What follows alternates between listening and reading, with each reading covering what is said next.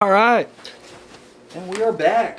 So yeah, The Divide, definitely check it out. I'm gonna go ahead and just throw it one more time in there. In case somehow you guys missed that first part and you're just watching from episode or segment 2 on up, boom, The Divide, check it out. So yeah, and just trying to clear this up too as well while I'm here. Well, I got you guys sitting right there in my lair. You guys are literally just right there. Yeah, that I had a little chunk of video I threw out there right after I aired last week's episode.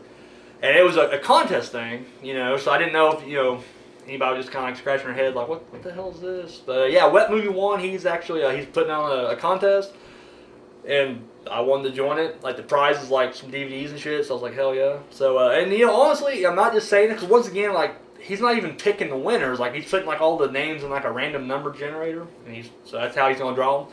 So it's not even me kissing ass. Like, I really, whatever. I'm saying you guys should check out his channel. He's got some good stuff. Wet Movie One, check it out. It's good stuff. So, yeah, in fact, if you go to my page, you can check it out through there. So, yeah. And, people were commenting last week. Like I said, Alicia dropped a shitload of stuff on there. She actually helped me remember. Last week, I forget what I run my mouth so much, I can't remember what half I'm talking about. But we were talking about, like, holiday-inspired movies or whatever. And anyway, she busted out Happy Birthday to Me. Once again, it's not really like taking like a holiday movie, but fuck it, whatever it is. And, I was one of them, I literally, like, as I'm ranting off my stuff, I was thinking about it, I couldn't remember what it's called, though. I didn't want to be like, the birthday one, so I skipped over it and went right on through.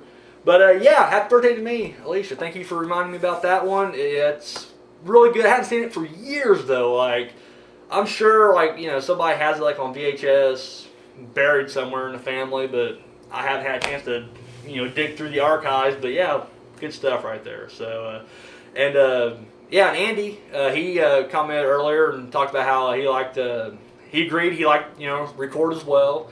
I brought up like the Wanted because of the Abe Lincoln Vampire Hunter, and I had a whole I'm pissed off at this guy rant going on.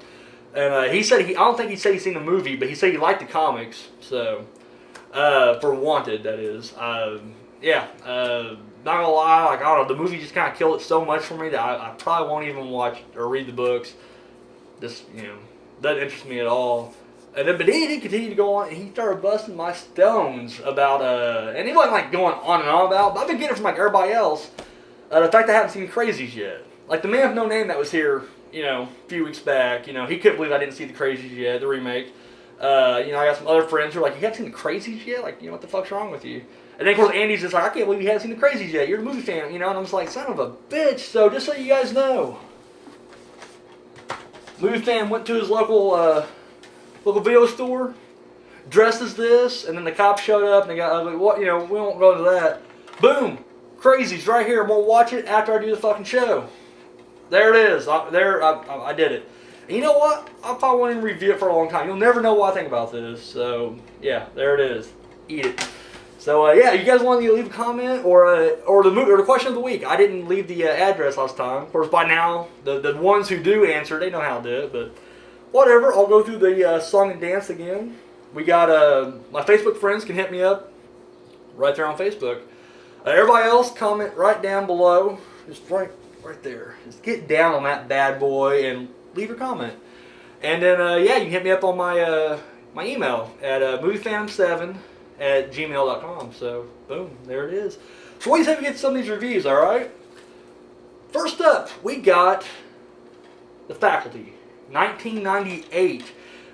Basic premise for this is that these kids at high school start suspecting that their teachers are acting kind of weird, and they could possibly be aliens. And guess what? In movies, they're usually right. The Faculty. Now, this came out during, like, almost at the peak of, like, the teen horror movie boom. But it was, pretty close to the peak right there. Because we had the Screams, I Know You Did Last Summer, Urban Legend, and then, boom, The Faculty came out. And, it was the one that was kind of different because the rest of them were slashers, whereas this was like an alien movie, sci-fi, if you will. And you know what? Dude, I fucking loved it. Like, I loved it when I first watched it. It ain't one of those that I grow on. No, I mean, as soon as I watched it, I was like, this is brilliant. And it's kind of weird because they got some, like, shitty reviews. I was kind of shocked. And there's actually some people out there, like, Small Pockets. I think it's kind of gained, like, more of a status. I ain't going to say cult. I'm not going to, like, it's a cult. That's not a fucking cult movie. It's a good movie. You know, no cult to it. Boom. But it seems like when I was kind of looking at the reviews, it seems like most people who liked it were like reviewing it like, you know, recently. Whereas when like I reading reviews from back then, people were just like slamming it in the nuts. And I don't think I think they're just like straight up hating on it, like flat out like, fuck these guys. Fuck this Kevin Williamson. You know, he wrote Scream. He's a big shot. He's referencing different movies. Fuck him. That's what it basically was the whole time. Boom. You know why I like this movie so much? Now, like, it's no secret that in almost every horror movie, especially ones that have teens and are set like in high school or whatever, that they always have stereotypes. Like, you just always got like the different, you know, you got like the nerd and the jock and like the thug slash bad boy, or you know, whatever you want to call him. You know, you got like the outcast, the freak, whatever, the cheerleader, the pop, you know, whatever. You got like all these different little things. So man, that was not new. But in this one, like, I don't know, like it really was more realistic. Like, these weren't just stereotypes per se, even though they clearly are. Like, every character in here is, you can just tell who they are. They just had a little bit more heart and more realism to them. Like, I don't know, like, I swear, I went to school like every one of these fucking kids. Like, not even joking. Like, especially Josh Hartnett, he plays Zeke, the kid who, like, was left back a grade, who is pretty smart when it comes to certain things. Like, dude can definitely sell some drugs. Knows a few, you know, get past a couple classes here and there, but for the most part, you know, he's a drug dealer, so he's kind of a low-life scumbag, whatever. Dude, I knew this kid. Like, I went to school with this dude right here. It was ridiculous. Yeah, I mean, and that's really what kind of connected to me the most, was the fact that it was like, you know, I knew these guys. So I did kind of care for him a little more. Like, in most slashers, you're like, fuck it, kill everybody. And this one, you are kind of rooting for him. At least I was. Now, most reviews I read, they were like, fuck him. You know, that's the voice I use. That's my critic voice right there. Yeah, that's really dug it. Now, yes, it does borrow a lot from other sci-fi, you know, classics, such as The Thing, obviously, and most, you know, notably Invasion of the Body Snatchers. But what's wrong with that? I mean, once again, it does it right. I mean, it's entertaining while it's ripping it off, you know. And it's not like they didn't just run out of the idea. I mean, it just seems like he's kind of cobbling together his own, like, homage, you know, collage. An homage collage. I'm trademarking that shit. You know, that's a really good scene, is the fact when they're trying to figure out, like, you know, which one of them's an alien, just like the scene in The Thing when they're all sitting around trying to figure out, and they do the blood test. And this one, you know, they snort the drug because the aliens need, like, water to, you know, stay hydrated, and the drug dries them out. So they know, you know, whoever does this, like, you know, it's basically cocaine, basically. It's like cheap, low-rent cocaine called scat. And, yeah, it's a really good scene. It really is. Like, I just thought it was, you know, top-notch all around. Acting's really great in this. Like, you got, like, the veteran actors who are, like, the teachers. And then you got, like, all the kids. And, like, the kids at the time were kind of, for the most part, you know, no-names. I mean, except for Elijah Wood at this point, I think he's probably in more than I'm going to mention. But I know for a fact he was in The Good Son. He was in, wasn't he, like, in Flipper or some shit? Like, I don't know. He was in some other stuff, though. But, and then Josh Hartnett, I think, I get my timeline confused here, but I think Halloween H2O came out first, and then this. I have to be flipping that too. Either way, I recognized him when I watched it. Because he always, like, in that time, he always had that fucked up hair. Like, in every movie, he just, like, had fucked up hair. Like, I think now he combs the shit, but at the time, fucked up hair. So, and then, yeah, I mean, everybody, and of course, Usher, he has, like, a smaller role in this. But yeah, he made the cover. That's how good he is. Like, he's like, I'm in for, like, 5 scenes, but fuck it, I'm on the cover because I'm Usher. But no, he actually did good, and everybody did good. I mean, it was just, you know, great all around. Definitely loved it. I recommend it. Now, once again, it'll probably have its haters out there.